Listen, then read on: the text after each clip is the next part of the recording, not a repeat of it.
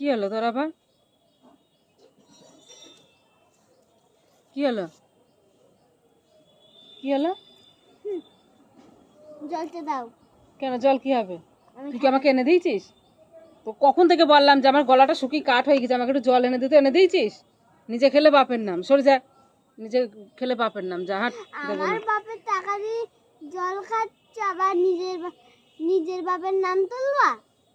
এদের সবসময় আমার বাবা তুলে কথা বলবি না কিন্তু। কালো বাবা তুলে কথা বলতেই পারি। আমার বাবা কালো, তুই মানে বড্ড ফর্সা। হ্যাঁ, ফর্সা তো। একদম আমার বাবার নাম তুলে কথা বলবি না। নিজের বাবা ডাকাত, তার মেয়ে তো এরকমই হবে, শুধু ভয় দেখায়। দেখো তিনি বন্ধুরা, আমি কি ওকে ভয় দেখালাম? মেয়েরা কিন্তু তোমার আবার গাল ছিঁড়ে দেবো উল্টো পাল্টা কথা বলে। আমি কিন্তু ভিডিও করছি এখানে। ভিডিও করছে তাতে আমার কি? শুধু ডাকাত তো ডাকাতি। কে ডাকাত? ডাকাতের মেয়ে তো ডাকাতি হয়। আমার বাবা কি ডাকাতি করেছে তোদের? অনেক কিছু। কি ডাকাতি করলো? চলে যা কিন্তু, এখানে মেয়েরা কিন্তু গাল ফাটিয়ে দেবো, শিখি চল যা। হ্যাঁ, আমি এখানে বসে থাকবো, তোমার কি? দেখেছো কিরম ঝগড়া করে আমার সঙ্গে? তো এই দেখো দুপুরবেলা খাওয়া দাওয়ার পর আমি এই দেখো লেবু এনেছি। তো লেবু জানো, তোর বাবা কালকে লেবু এনেছে, মৌসুম্বি লেবু 5-6টা লেবু পচা বেরিয়েছে।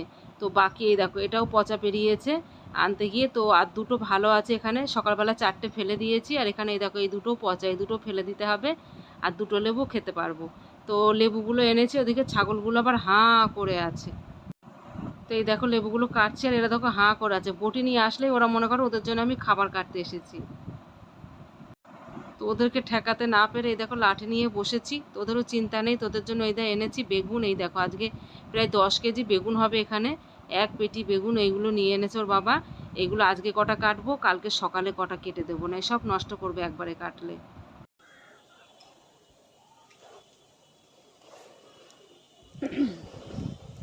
Hello guys, good evening.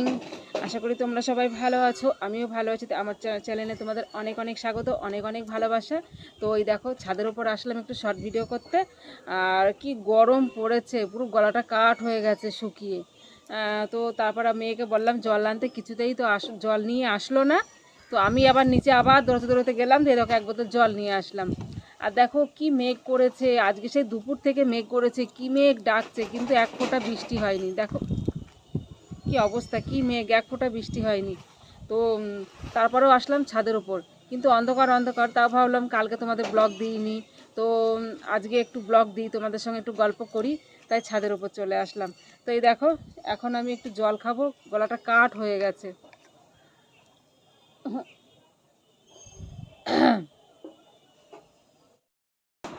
এই দেখো অনেকক্ষণ পর আসলাম আবার ক্যামেরার সামনে, জানো তো মনে করলাম আজকে আমি তোমাদেরকে ব্লগ দেবই না। আমার মেয়ে যা আমার সঙ্গে ঝগড়া করে কি বলবো, জানো তো সব সময় ঝগড়া করবে, এত মুখ আর এত রাগ। মানে একটা কিছু বললে যে কত কথা শোনাবে কি বলবো। মানে অনেকে বলে ওর মানসা আছে অনেক জায়গায়, জানো তো। এক জায়গায় সোনার টিপ দিয়ে মানসা করেছিলাম, যদি আমার মেয়ে হয় সোনার টিপ দিয়ে কালী মা কালীর কাছে মানসা করেছিলাম, সেখানে দিতে হবে। তারপর আর এক জায়গায় বলেছিলাম যে শাড়ি টাড়ি দিয়ে আলতা সিঁদুর দিয়ে পুজো দেবো, সেখানেও মেয়ে হওয়ার জন্য মেয়েরা তো শখ ছিল। তো সেই মেয়ে হয়ে আমার এখন মানে মাথা খারাপ করে দিচ্ছে।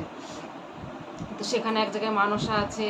তো এই মানসাগুলো না দিলে ওর এরকম রাগটা যাবে না, প্রচণ্ড রেগে যায়। যখন রেগে যায় কি বলবো তোমাদের, এবার দেখাবো, কেননা ফোনটা তো নিয়ে যাওয়া যাবে না, ফোনটা আধা মেরে ভেঙে দিতেও পারে।